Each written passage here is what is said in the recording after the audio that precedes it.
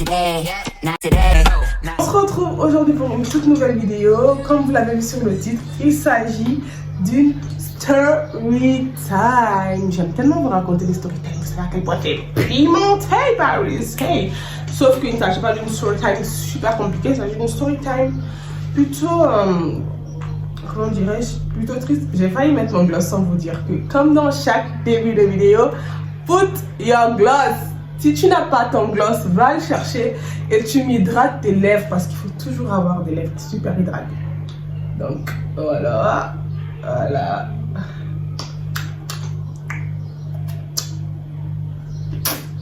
Ouf, trop beau.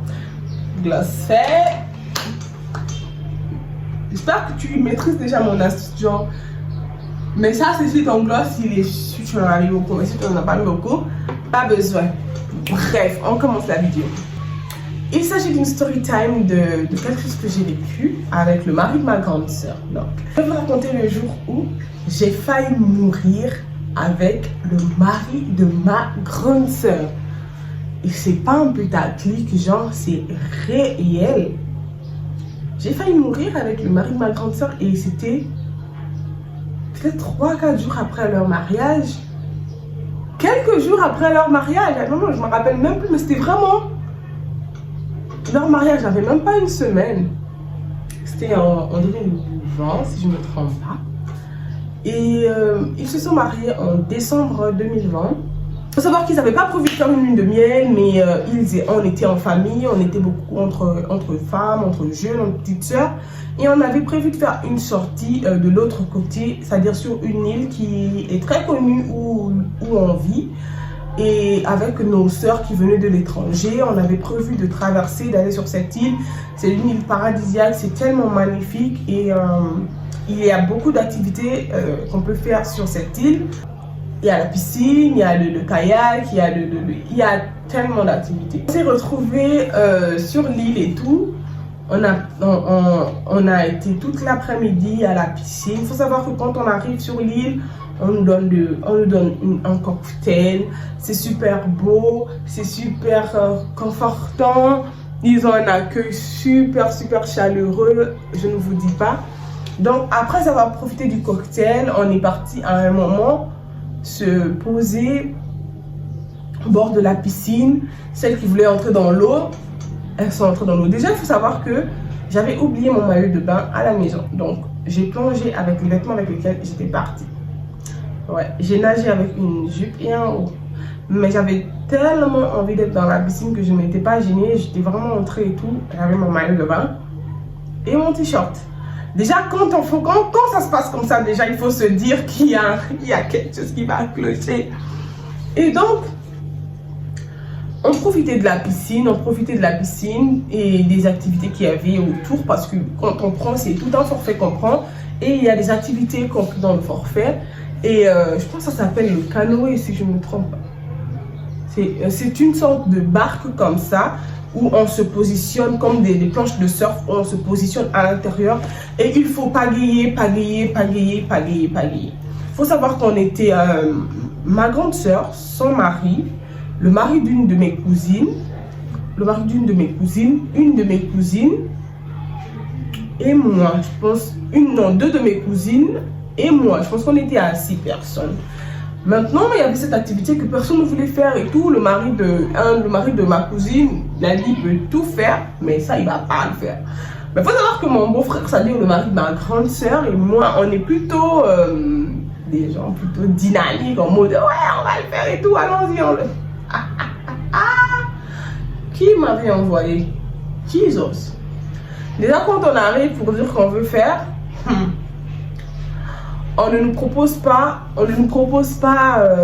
un accompagnement, on ne nous propose pas des gilets en particulier, on donne des petits gilets comme ça. Il faut savoir qu'à cette époque, je faisais peut-être 130 kilos, 125 kilos, et on me propose un tout petit gilet d'enfant comme ça qu'il faut mettre sur le cou.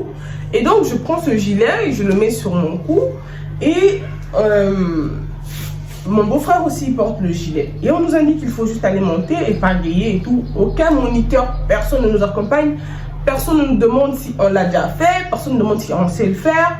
Bref, moi sachant que j'ai le vertige, je ne sais pas nager, j'ai la phobie des profondeurs.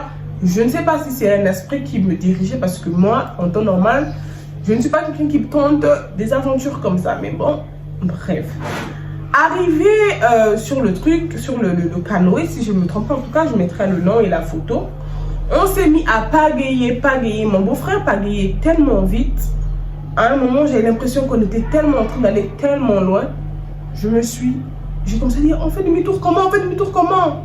Et je me suis évanouie. Cette story time, elle peut être courte, mais je sais pas comment vous dire que je suis en vie aujourd'hui, je rends gloire à Dieu, ça fait 3 ans et tout, mais je me suis évanouie. Et une fois que je suis tombée, mon beau-frère a suivi parce que le canoë s'est retourné avec lui à l'intérieur et il a suivi dans l'eau. Et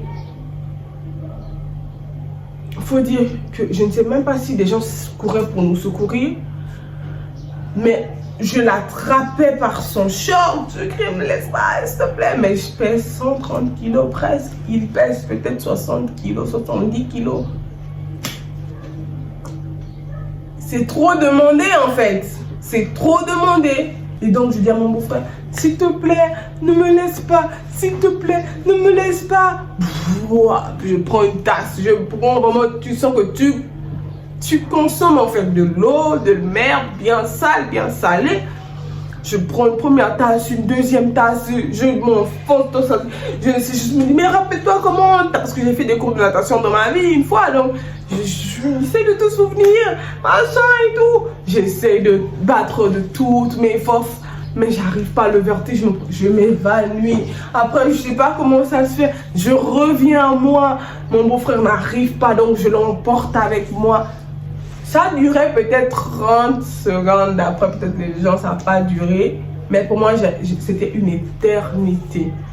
C'était une éternité, l'instinct de survie était en moi. Je voulais vivre, je me souvenais. Je me disais, j'ai ma famille contre moi. J'ai un être humain qui contre moi. J'ai pas le droit de mourir. Je criais, mon gosse, mon enfant, je peux pas mourir. J'ai mon fils qui m'attend. Oh, je peux pas mourir. Je suis maman. J'ai un enfant. Qu'est-ce qui m'a envoyé faire ça? Je suis maman. J'ai pas le droit de mourir et tout. Parce que pour moi, je me disais, mais quelle irresponsabilité, quelle stupidité. Qui m'a encouragée? Pourquoi j'ai fait ça? J'avais toutes ces idées dans ma tête. J'étais au bout des nerfs, au bout du rouleau. Un monsieur qui avait un bateau, les petits yachts là, je pense que c'est comme ça qu'on l'appelle. Il a vite plongé, il est parti sur le yacht. On était loin parce que jusqu'à arriver au rivage, ça a pris du temps. Donc les vagues nous ont porté déjà. J'étais accrochée il nous a fait nous accrocher à son yacht comme ça. On s'accrochait. Il y a des petits endroits comme ça sur les yachts. On était accrochés parce qu'ils n'arrivaient pas à nous faire monter de peur de basculer à l'intérieur. Et j'avais des ongles comme ça. Je sais pas si mon ongle s'était cassé. Je criais, je suis pas mal. Je criais de tout mon cœur et je demandais parce que c'était ce truc là, ce petit gilet d'enfant, il m'asphyxiait tellement que j'avais besoin qu'on me le retire. Une fois qu'on me l'a retiré, ils ont roulé, nous sommes arrivés à bon port. On est sortis, tout le monde riait, tout le monde se foutait de notre gueule. On aurait pu mourir, mais les gens se moquaient. On nous a amenés à bon port, tout le monde s'est mis à rigoler, se foutait tous de notre gueule. Bon, on est sortis de là survivants et c'était le plus important.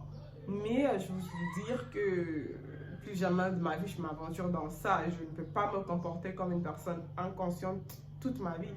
Je l'ai regretté à fond. Je me suis dit, ouais, j'ai vu la mort. Et à cette époque, j'étais en grosse dépression. Et j'avais des idées suicidaires, des pensées suicidaires, vous savez.